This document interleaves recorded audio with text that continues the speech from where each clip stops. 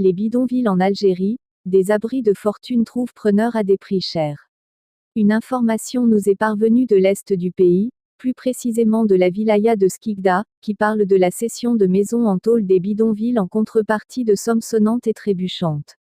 Les personnes qui habitent les bidonvilles, après avoir obtenu des logements sociaux réalisés par l'État, vendent leurs abris de fortune contre des sommes d'argent qui varient entre 900 000 et 1 200 000 dinars.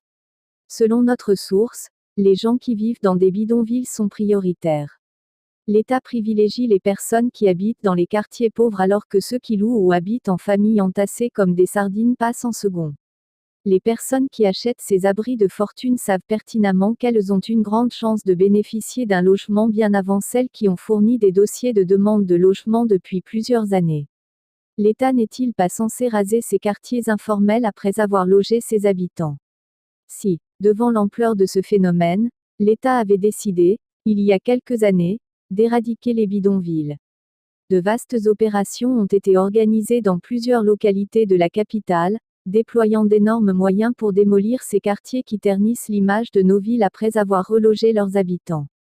Récemment, une importante opération de relogement a permis à des centaines de familles habitant dans des bidonvilles à Skikda de bénéficier de logements de type public locatif, LPL, dans le cadre du programme de l'éradication de l'habitat précaire.